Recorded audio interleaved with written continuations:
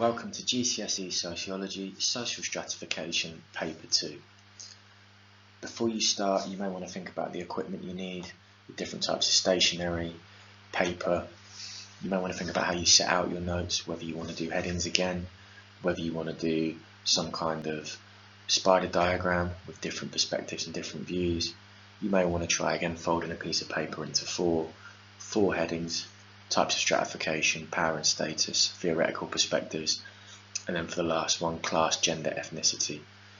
And again, what you can't fit within those four headings you may see as unnecessary or overly detailed. Get your revision guides, get your materials, get any of your handouts together, and again, have a cup of tea or a drink on side so you can take regular breaks, stop and start as you need. Good luck, and let's begin. The very first thing that you want to be thinking about with this module is what is social stratification and the different types of social stratification. And the best way that we can show this is when we've looked at what's changed with social stratification through changes over time to different societies.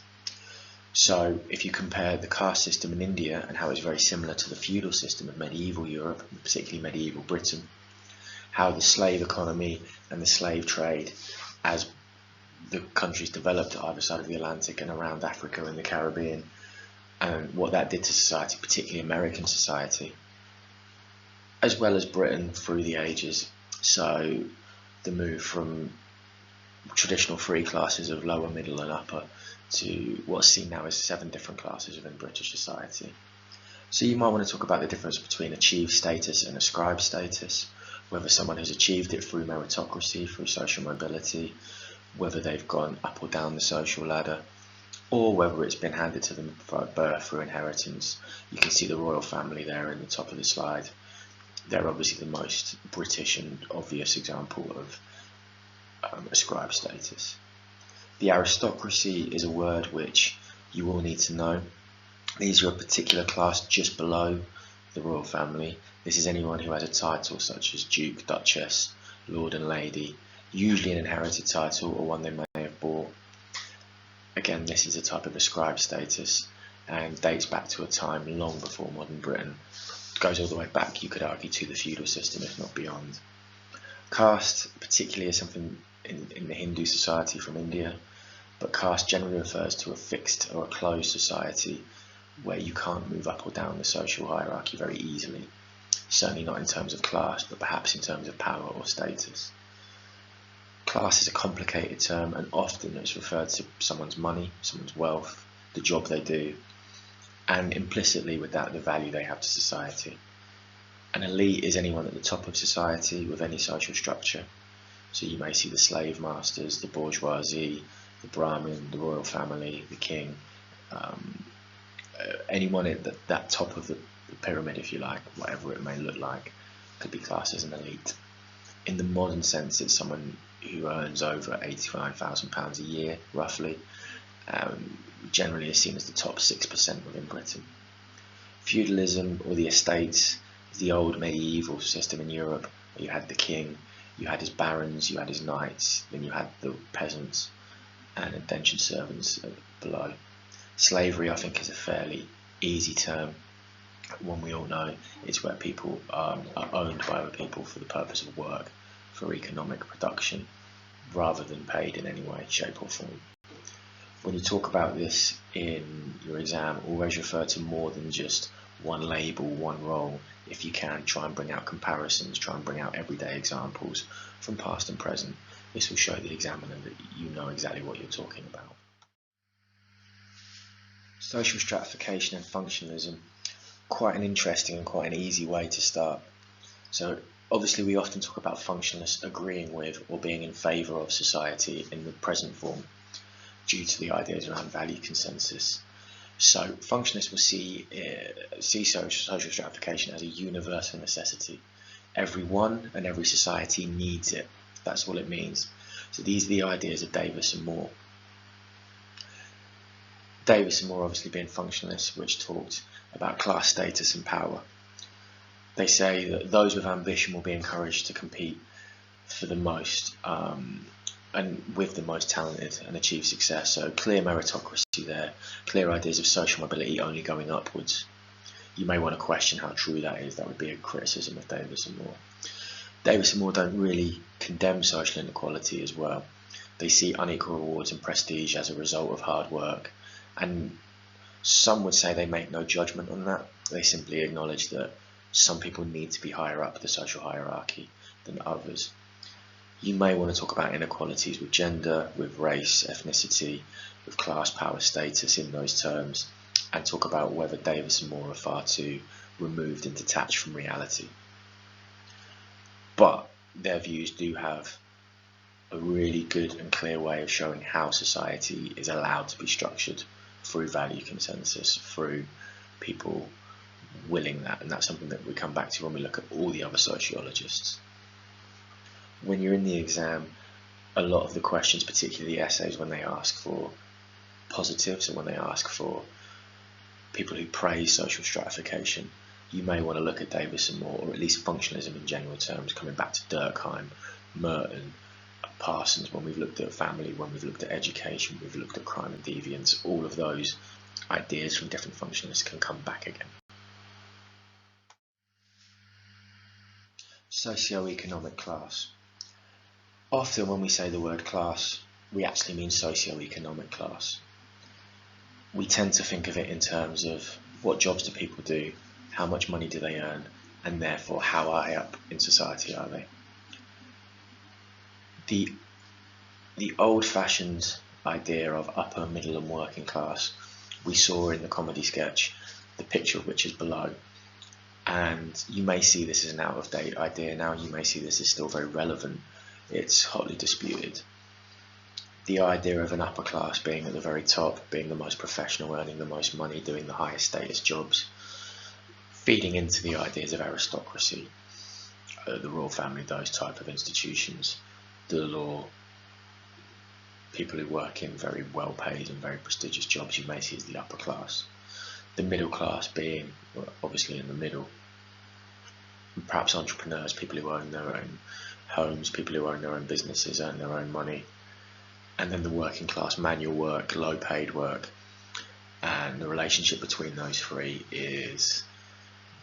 seems very obvious but could be very complex. We could look at national statistics and the classification of socio-economic class in terms of either the 3 classes or the 7 classes. You may want to talk about things from the elite down to the precariat. You may want to talk about how national statistics might only have one measure when there are several complex measures to consider. Is it just the amount of money someone has in the bank? Is it the amount of money they earn per month? Is it the size of the house they own? Is it the type of job they do, the way they dress, the way they speak, where they're from, their education? These can all play a role in defining class.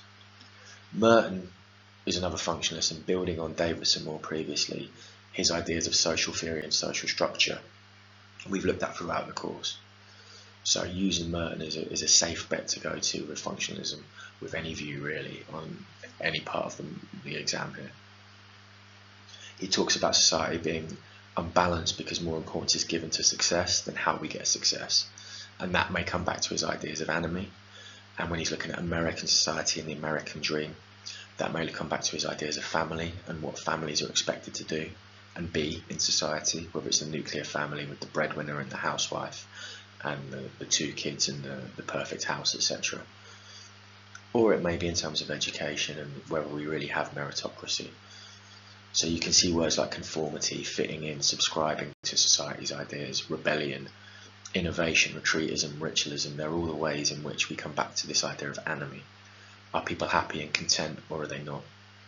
And is that because of their class, because of their status and who they are? Marks on class is essential, really. I don't think you can use essays and use your understanding in this module without mentioning Marx, because he is so distinct and because he's so influential. So Marx often talks about class in very easy and simple terms. There is the proletariat at the bottom, there is the bourgeoisie at the top, and the proletariat work for the bourgeoisie. And this is the division of labour. The means of production, how things are made and how things are produced, such as the raw materials, the factories that they're made in, are all belonging to the bourgeoisie, the ruling class. And the division of labour is seen as people selling their time, selling their effort, selling their labour in the proletariat to the bourgeoisie. And this system is capitalism. This capitalism causes a class conflict. And over time, Marx talked about the polarisation of the social classes, where essentially this is the idea of the rich get richer, the poor get poorer, and people become alienated. They become semi-autonomous, almost like robots. They get into their job and they just go to work and work and work. And this leads them to be passive and docile, many Marxists talk about, particularly in later terms. Marx saw the antidote to this as communism, the system which was adopted in the 20th century by countries such as Russia, China, Cuba, Venezuela, and many of the European countries through Russia.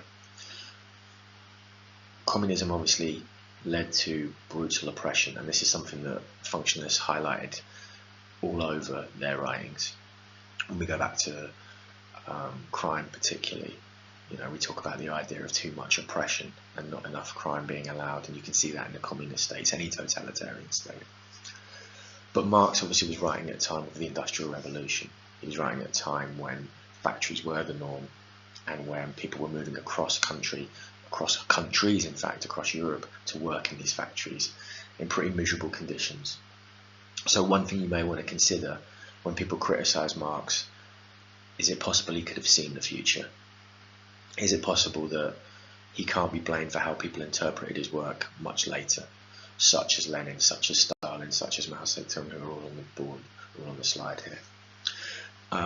You have an idea of the petty bourgeoisie, the lower middle class, the people just above the proletariat, who are sort of a stealth middle class, really, that Weber makes a much bigger deal of when he criticises Marx later.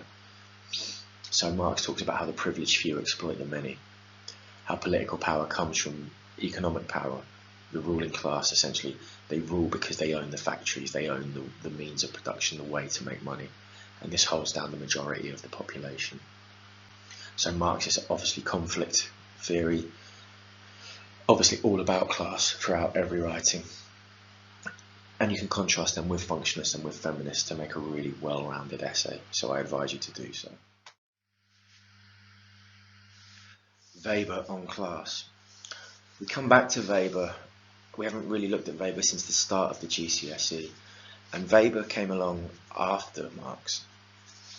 And this is important because he talks about a lot of different things that perhaps don't seem all that connected, but when you come back to social stratification are. So Weber's main work was The Protestant Ethic and the Spirit of Capitalism. And he said the major class divisions lay between those who owned the forces of production and those who did not. Which sounds on the face of it like he totally agrees with Karl Marx. And he doesn't. He talks more about an emerging middle class and layers within those classes. And as society develops and the Enlightenment and industrialization comes, so does diversity, which is where we may see this emergence of 3 to 7 classes in modern times, kind of catching up with Weber. So Protestants moved away from the old Catholic Church, and the views of Protestantism differed a lot to Catholicism, and Protestants were a lot more about science and progress in broad terms, in very stereotypical terms, and their belief that they may not be saved, they may be good people, but they don't actually know if God is going to save them yet. So this led them to think, well, we should work hard, we should be as successful as we can in life and be as good a Christian as we can. And the way they did that was through starting businesses, and this led to factories, and this led to profit, and this led to becoming a lot more successful. It's a lot more complicated than that, but for the scope of GCSE, you don't need to know even that much. So Weber talks in terms of the market situation. Why do people get paid more than others? Is it their skills? Is it how niche their job is? If there's not many people to do that job, they're going to command a higher wage. So education is important, but so is who you are and what you can do for society. And this can impact your life chances. If you're starting high up the system, high up the hierarchy, it makes sense. It's easier to stay there and progress from there. So it's a little bit more subtle than the Marxist ideas. He sees society and he sees people's position in terms of their status, their values and their lifestyle. It's not simply whether they're rich or poor. It's not simply whether they're one person or another person. It's their identity through many different lenses. And he looks at how political power influences that. He looks at things like capitalism being susceptible to political change and different types of leadership. He talks about nationalism and how that can unite people. He talks about how religion can unite people. He talks about how politics can unite people. And when you get enough of those people together, you get parties or groups, whether that's Hitler and the Nazi Party, whether that's Donald Trump today, whether that's Dr. Martin Luther King Jr. Doesn't matter what their beliefs are, through charismatic leadership, through shared values, through shared ideals, people in groups and following individuals can massively change society, and that will massively affect how much power, how much status, and ultimately what class they end up in. So he sees Marx as too simplistic and too binary. The idea of ruling class and working class is too simple for Weber, and there's a lot more subtlety to that, and that there's a lot more fragility within society. It can be changed by a lot of different factors, quickly and slowly, and these all combine to give us what we see in society today. Therefore, Weber is a really good person to understand and to look at his work and try and bring out higher level thinking and more sophisticated arguments in your essays. Remember as well, he's not a functionalist, he's not a Marxist, he's not a feminist. Weberian is the term as well. Life chances. So following on from Weber, life chances is a key area which he talks about, and it's fairly self-explanatory. The clue is in the name. It's the chances you have in life, usually down to your starting position, who you are, where you are, what you're doing. So the big question you'll probably want to look at in the exam is Britain a meritocratic society? Essentially, in this country, do you get rewarded for your hard work, for your effort, for your skill? How does this affect your social class? If you don't get rewarded, if it's not meritocratic, why is that? What are the barriers? Are there things such as ageism? Are there things such as racism, sexism? What are the examples of this? So you may see from the slide things like disability, things such as segregation in America, things where societies aren't fair and aren't equal, and institutions. When we look at education, when we look at crime, when we look at family, and stigmas around certain people, certain groups of people, certain types of people, certain types of institution, what does that show us about life chances? So this is a good example to throw into a lot of questions when you're talking about any aspect of social stratification. When you're talking about any group of people, you may want to mention their life chances and what different sociologists will say to explain life chances, to explain the reasons behind them, to explain the impacts, whether that's functionalism, Marxism, feminism, interactionists, whoever that may be. The affluent worker. The question, are well-off members of the working class becoming more like the middle class, is something which we see particularly in modern urban areas. The idea of embourgeoisement, coming from Goldthorpe, is a sense of our neighbourhoods which were once run down, which were once poor working class neighbourhoods, are they being revitalised by young working class people who move to cities, who can't afford the best real estate, the best places to live and work, taking over these poor neighbourhoods and making them their own? The Northern Quarter in Manchester is probably a great and local example.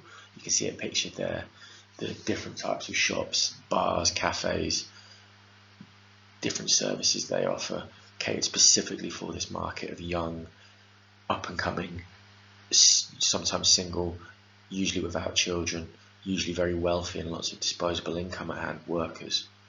Devine talks about this from 1992 from a Marxist perspective. We see a sample of male manual workers from the Vauxhall car plant in Luton and their wives, and we look at Goldthorpe and we look at Lockwood and see where do these traditional people or these traditional roles fit into us ideas of class, where these Are these more like smaller, newer, emerging subgroups within class?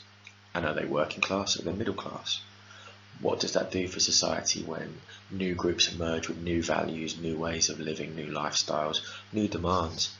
And obviously, when they're spending money in a city or in an environment, the impact that has upon it and the identities of everybody else.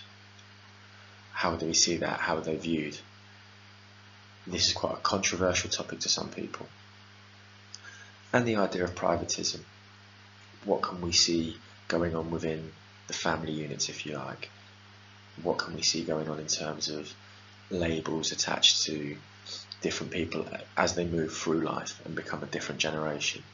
When they start out young, newly qualified, newly in work with a lot of money, to perhaps married with children, perhaps moving out of these gentrified areas into the suburbs, into more traditional, more accepted ways of living.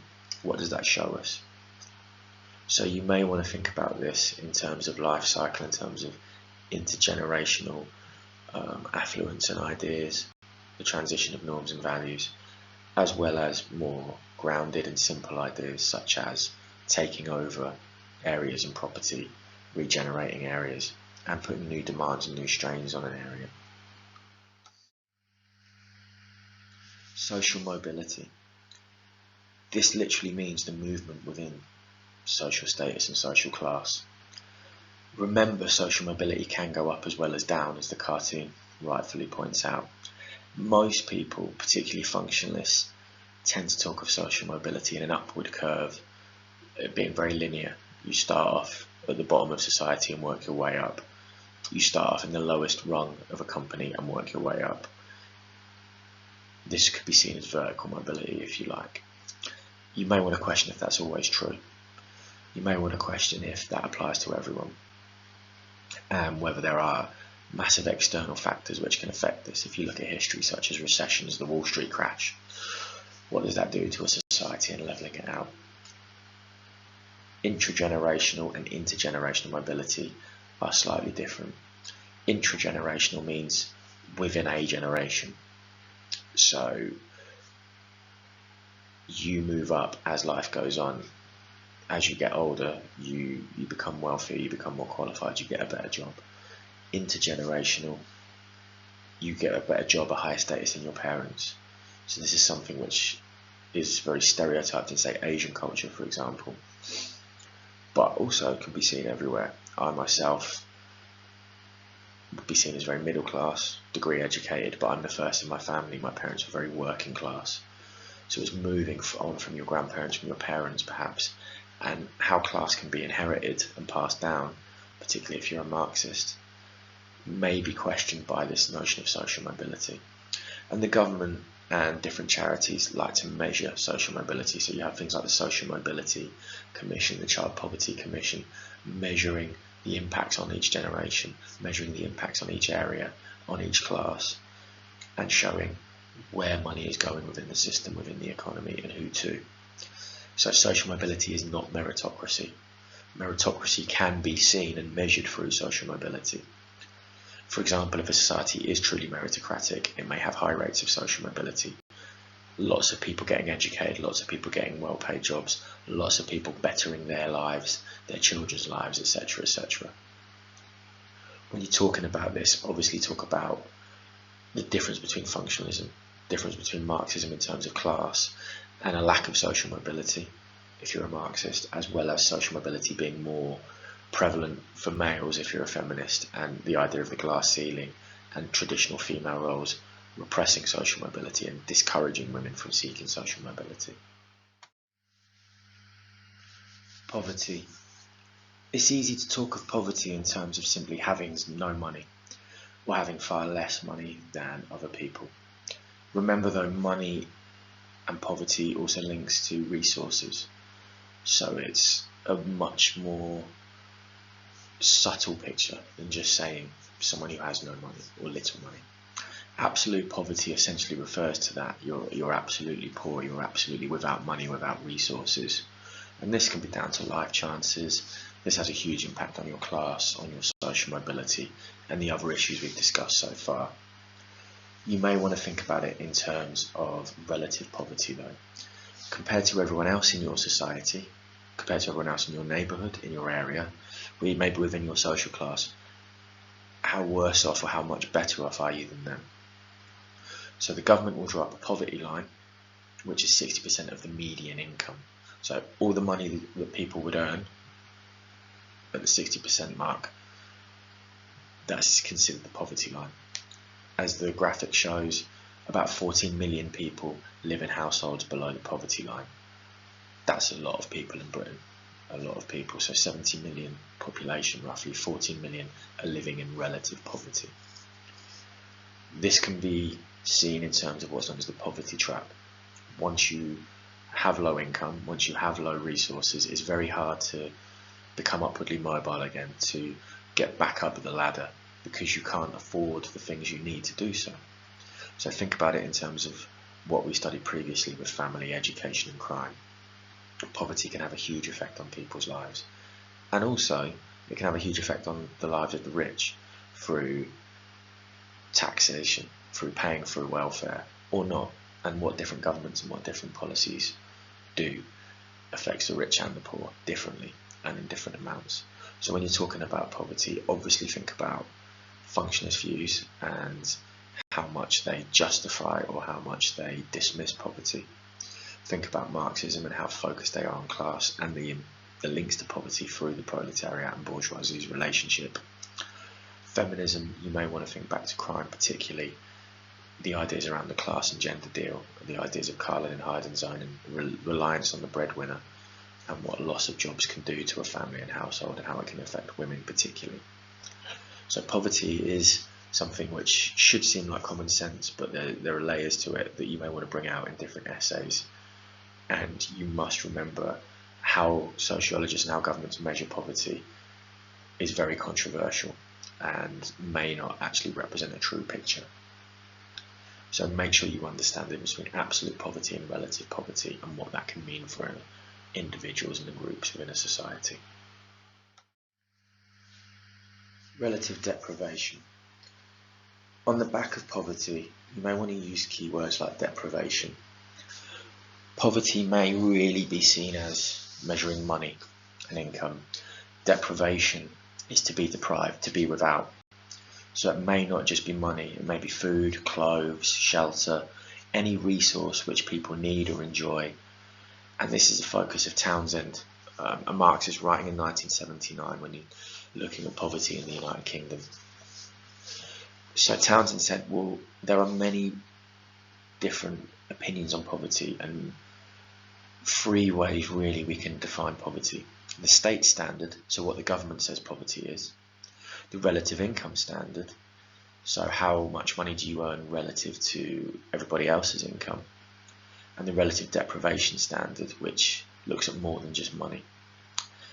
And some sociologists, criminologists, other thinkers, other social scientists may talk in terms of income, employment chances, how employed are people in the community, education, the quality of education, schools, healthcare, the provision for hospitals, for doctors, crime, not just the crime rate, but offending in terms of the dark figure too, in terms of people going to prison, people being punished in some way, barriers to services, what stops people getting the help they need. Is it because you have a high amount of elderly people, people who are on their own, high amount of disability or not? And the general living environment. Are houses well kept, or are they back to kind of the Victorian age, if you like, if you think of Marx's time, with slum housing, with poor sanitation? And this can be seen in any society, whether it's Britain, whether it's a developing society, whether it's anywhere in the world. So Townsend's work has a universal application, perhaps. So he talks about the service class, he talks about the working class and the intermediate class, and we perhaps see him building on Marx's work and starting to break up the proletariat into more defined roles, if you like, and subtler differences between them, which is something you might want to look at. So relative deprivation is how deprived an area or a people are in relation to the rest of society and their immediate surroundings. The concept of underclass is perhaps the most controversial idea on the whole topic, in my opinion. It comes from Murray's 1984 book, Losing Ground. Charles Murray is a new right sociologist and has been heavily criticised for his work, and has also sought to redress the balance slightly and distance himself from a lot of the presumptions about what he was saying. So the new right and Murray's ideas about welfare reform in the underclass tend to suggest that people are at the bottom of society are totally reliant on welfare and on what he would call benefit culture and handouts. And this was an endemic problem in America, part of the system, and it needed to change, and he saw it emerging in Britain. Some people would say it's here in Britain too. You may want to think of ideas such as Jeremy Kyle and how lower class people are almost exploited by certain media and are patronised and seen in a very negative kind of point and laugh, almost Victorian mentality. This does have some resemblance to what Marx called the lumpen proletariat. Marx said there would be people in the proletariat that would be too disengaged, even too stupid, to realise how bad their life was, and would have no interest in what he saw as the inevitable revolution, would not do anything other than just exist and carry on maintaining the order within society. And Murray's work seems to go a bit further and be a lot more critical. And the new right, again, when you go back to the family or education or crime, you may want to think of traditional values, what's seen as sort of typically nostalgic and better in the old days, golden age. There tend to be ideas which the new right and which Murray would support, and that people need to pull themselves up by their bootstraps and be self-sufficient. Margaret Thatcher was a very new right prime minister within Britain, and you could see these ideas coming out, such as in terms of the miners' strike and how she viewed the working class within Britain. So when you're talking about the underclass, it is quite a purgatory or quite a negative term, and it's something that you may want to link to the caste system. You may want to think about the concept of untouchables, and you may want to look at how Marx and functionalists have hugely opposing views, as do the new right, but they do recognise and talk about some traits at the bottom of society and some phenomena which sound incredibly similar. Globalization. Globalization is actually quite a difficult topic in some ways to understand, and yet very simple because of its nature. Globalization really is the idea that certain norms and values, certain ideas, certain ways of living even, spread from usually America all around the globe. And the easiest place to see that is the high street. If you think about brands such as Starbucks, for example, McDonald's, brands where they franchise themselves out and offer basically the same thing in every part of the world, with slight variations. And the reason that America is often associated with globalization is through the media. Think of Hollywood film industry, Netflix, TV shows, the fact that we're far more covered with American culture, American actors, American accents, American ideas than anywhere else, and so is the rest of the world.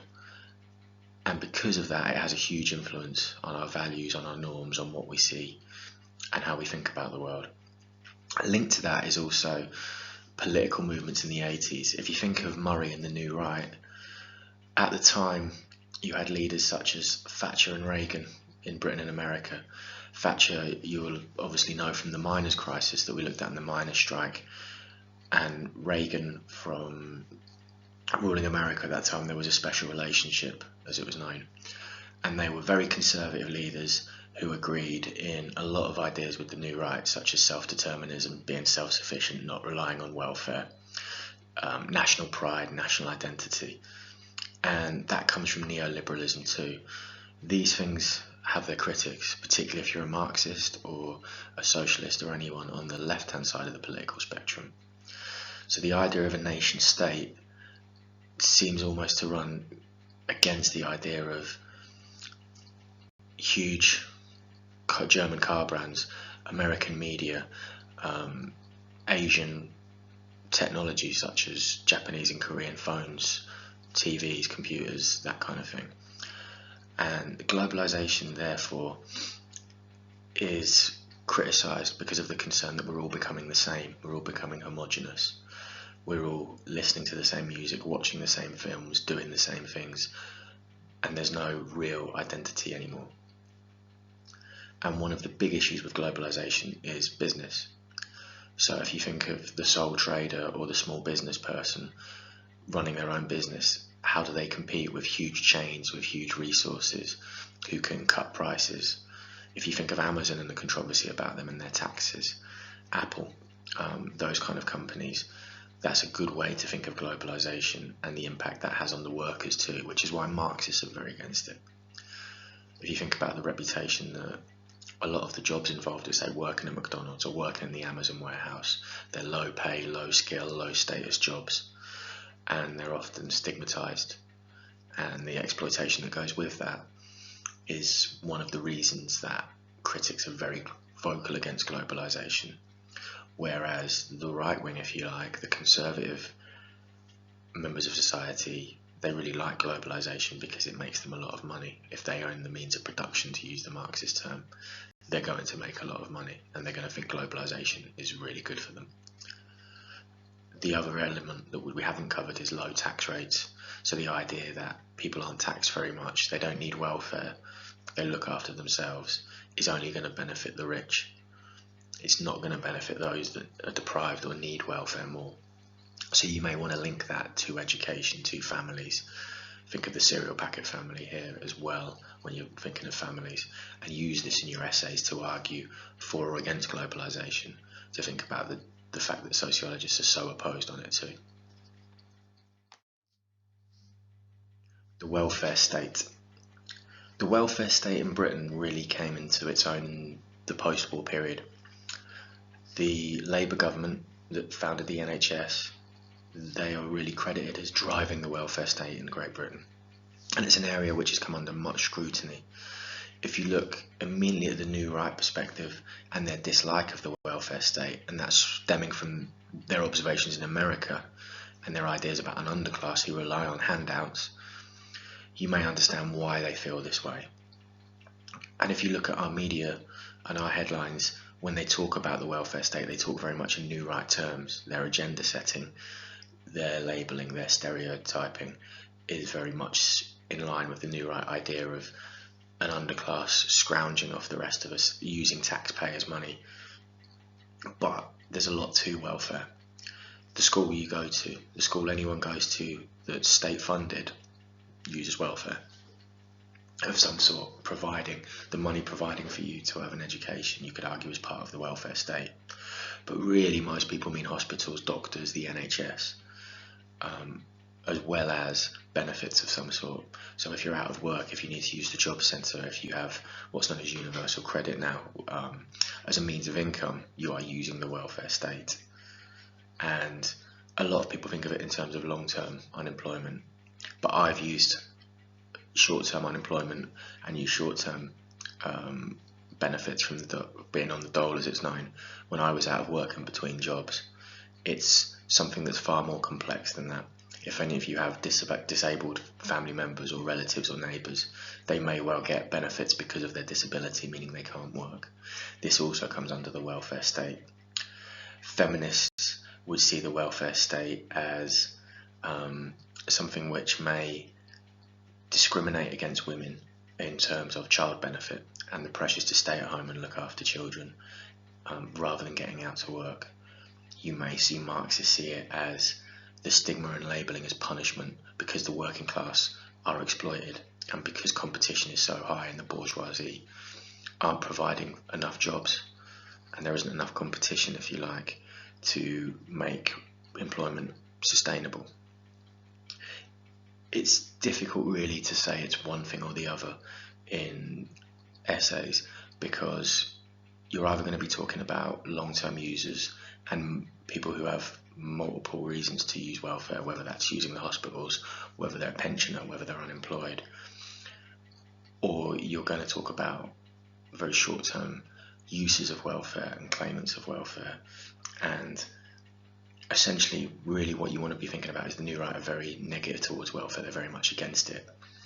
Marxists and feminists would see it as a necessary evil, perhaps, or something which can help to oppress certain people more. So when it comes to essays, think of welfare as how those who use it are at the bottom of society and the repercussions of that and the labels that come with it. Weber on power. Much like class, power is one of the elements which can define an individual's role and status in society and a group of people's role and status in society. So Weber split power into three authorities. Rational legal authority, and you may want to think of the word bureaucracy here, and the state apparatus, if you like, the way laws are enacted, the way laws are used, the way certain political systems are used to govern a country. You may want to think of charismatic authority. So there's a gallery of charismatic leaders below. You may recognize them from Gandhi to Che Guevara to Dr. Martin Luther King to Nelson Mandela, etc. You may think of Donald Trump, you may think of Margaret Thatcher, you may think of Obama, you may think of lots of different leaders that we will have looked at. And then traditional authority, the king or queen in a nation state, the landed gentry and aristocracy within a country. They could be seen as traditional authority. And in the UK, we have a very interesting relationship between all of those types of authority. So we still have a monarch, not a monarch who has absolute power thanks to the Magna Carta, the Civil War and the history of the monarchy, but a monarch who still is a head of state, who still has a very prominent role, who is very much loved by certain people and very much wanted by certain people in the country. And then you have how a state controls its people. If you think of a dictatorship and what, say, Functionalists talked about, how an oppression of the people might reduce crime and deviancy, but it will make a state very, very brittle and very, very prone to perhaps revolution. And you may think of the Arab Spring and things like that. You may think of Hitler, communism, all the other ideas that we've looked at when it comes to dictatorships, and how that's different to an elite. Maybe an elite where they earn a lot of money or have a lot of money, and this combines with a lot of power, which is more perhaps prevalent in countries like ours, a democracy, an open system where there is social mobility and meritocracy. How much there is debatable, obviously. So Weber would see these three types of power.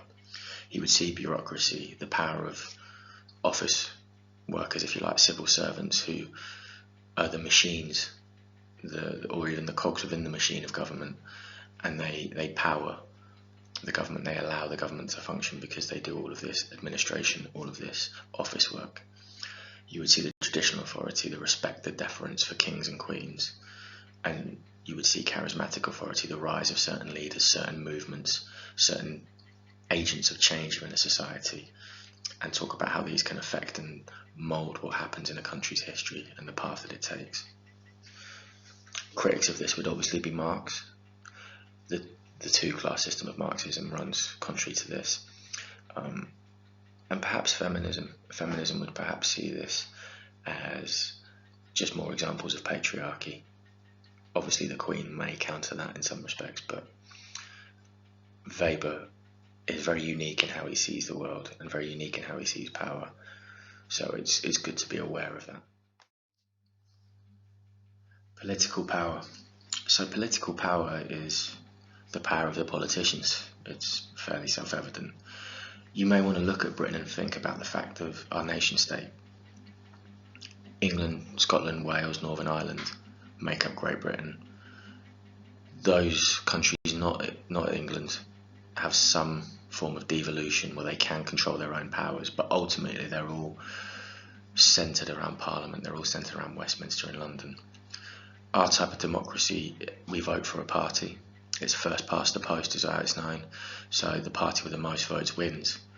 Often that means the party who gets the most votes isn't actually a majority, because there are so many different parties and votes are so split. But we do have an open system. We do have members of parliament. We still have a monarchy, and we still have a remnants of the feudal system. But if you think about how different the feudal system was, our political power really is rooted in members of parliament, rooted in Westminster, and we have a prime minister, not a president. That means that the prime minister is the head of the ruling party. You do not vote for the prime minister, you vote for the party, and the prime minister is beholden to the queen or the king, the monarchy, and parliament and the House of Lords. So there's checks and balances all the way through our system. Those of you that do history and do citizenship, you can bring in lots of prior knowledge and cross-curricular knowledge there as well, so feel free to.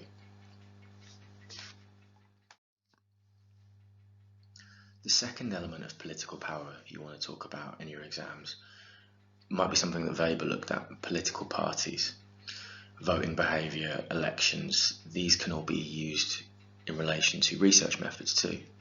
We can take various data about voting patterns and align them with other more sociological terms.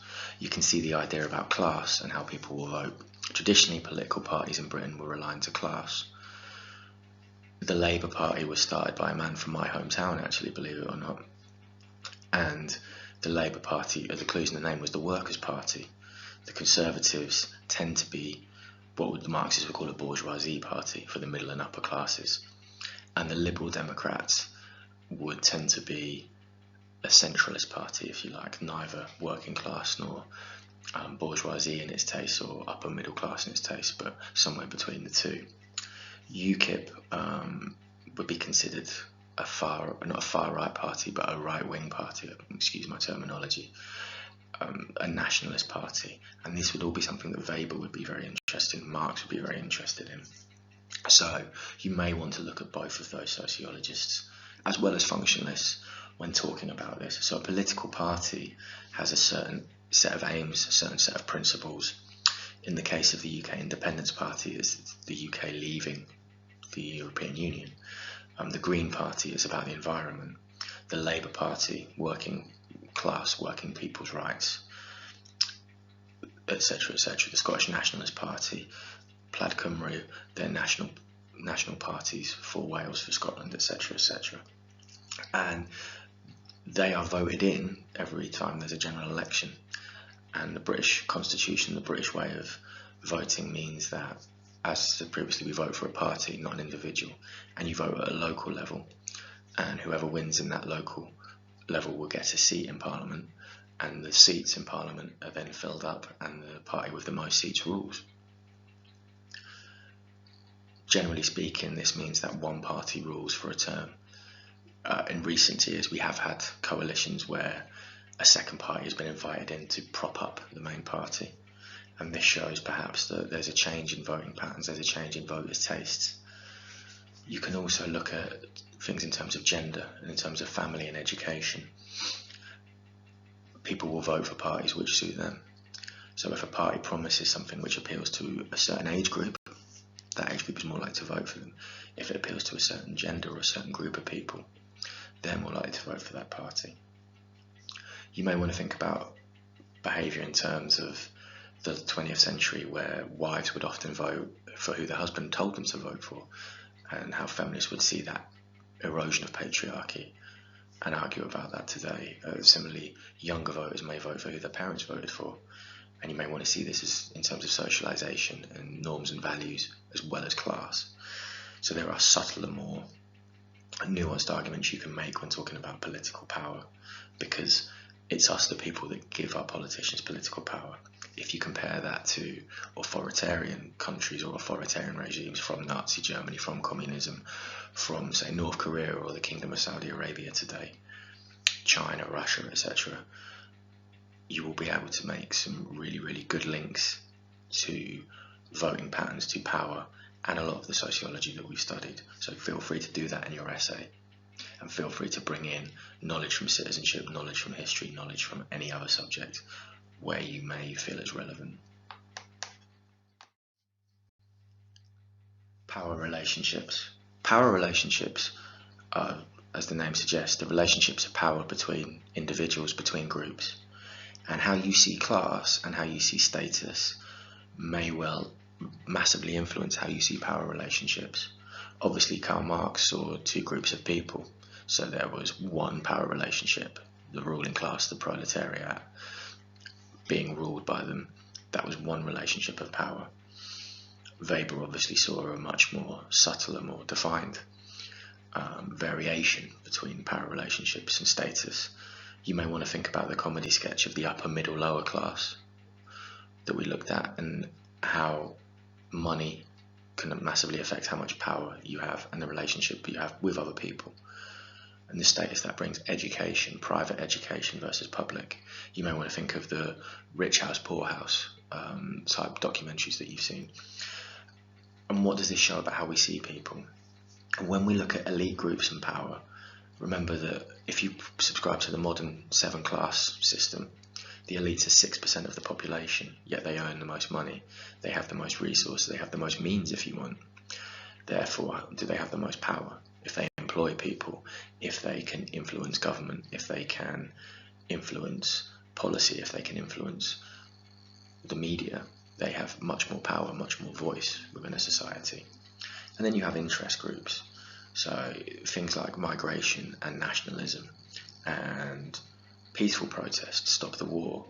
You can make links to, say, Martin Luther King. You can make links to other more famous historical precedents and examples, and use those to show how a functionalist may see this in terms of the structure of society, how open or closed it is. You may think of it in all the different terms and historical ways that we've looked at, from slavery to feudalism to the caste system, and compare our power relationships, our relationships with the criminal justice system, our relationships with our teachers, with our parents. You may look at it in terms of politics. You may look at it as democracy and participation versus oppression.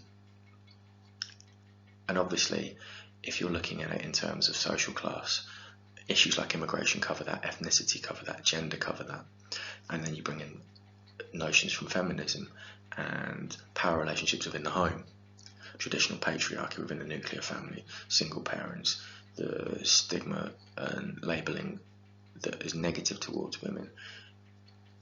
You may want to talk about that. So power relationships really depends on the categories that you talk about. It depends on how the questions are worded too. Be very careful if it talks about power relationships in an open sense. The exam may be asking you to pick whether you want to talk about class, gender, age, whatever it may be. It may put it in a specific setting. It may be something like research. How can you research power relationships in the classroom, in the family home? That is where obviously you have to read the question and decide, what am I going to talk about, who am I going to talk about, and why. So a note of caution when it comes to this topic, because this may be where you get caught out or you get complacent because you run out of time in the second part of the paper. So be very, very aware of that. Patriarchy. Immediately if you see the word patriarchy, you need to think of feminism.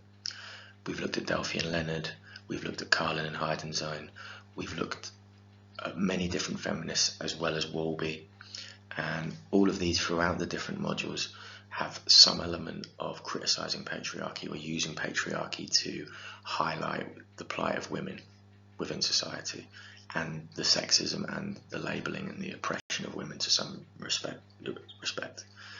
You may see from the cartoon sort of faceless businessmen in ties, lots of power and status there. Okay, gentlemen, next on the agenda, shall we give women equality? The pressures on women to live up to certain female roles within the home, within the workplace, within the media, to be both sex object and mother, to be both one thing and another in terms of the male gaze, is something that patriarchy and feminism really explore very well. So Wolby talks about patriarchy as central to our understanding of society, everything from the point of view of men. Public patriarchy exists, women have access to public life, but they're segregated into low-paid, low-status jobs. Now you may want to counter this with arguments about the fact that women have to give birth. Women are usually more likely to stay at home and raise a young child and then go back to work. This may explain gaps in earning, gaps in pensions, and the reason that on average, women earn less once they have a child. Generally speaking, these days, because of discrimination laws, it's unlikely to find women earning less than men at a younger age doing the same jobs. Of course, we have to be very careful when we stereotype about this, but we also have to be very clear that to say men earn less than women is nuanced and complex. So patriarchy and oppression is more than just money, it's more than just exploitation. It's also about the subtler ways that it's done, the pressures on women to look and behave a certain way. You may want to think about the Gillette advert, which caused recent controversy. You may want to think about traditional ways women are presented versus men. And this is all about patriarchy, this is all about power relationships. And often this is something that you can bring into many essays. If ever you're bringing in a feminist point of view, or ever you want to talk about gender, bring in a feminist point of view and note how women may or may not be oppressed, either overtly or covertly. And how can we study this? Because feminists have used interviews, feminists have used statistics, feminists have used large-scale studies as well as small-scale studies, and have shown various levels of validity and reliability in their data. So really you want to ask yourself, all things being equal, is there equality between men and women in a given situation, a given argument that you're putting forward in an essay? You may well get an essay which doesn't mention patriarchy at all in the title, but perhaps if you're talking about meritocracy, perhaps if you're talking about social mobility, perhaps if you're talking even in terms of education and family, patriarchy and discrimination against women can easily be brought into those and argued very well and get you some really good marks. Obviously counter that with Marxism, where they don't see gender as a source of oppression but class, and you may want to talk about class and gender within that, as well as ethnicity, for example. So when you're talking about patriarchy, you must mention feminism. I would look at the studies that we've looked at previously from feminists and compare them and contrast them to other people. That way you will get very good marks. So that concludes social stratification. That's the last module on the whole of the GCSE. It will be the last set of questions on the last paper. Hopefully you've got all the notes that you need. Hopefully you're feeling nice and confident and relaxed if you're listening to this the day before the exam. You should be. You'll have done enough work. You'll have more than managed to put together everything that you need for this exam. Good luck, and I hope this was of some use to you. Thank you very much.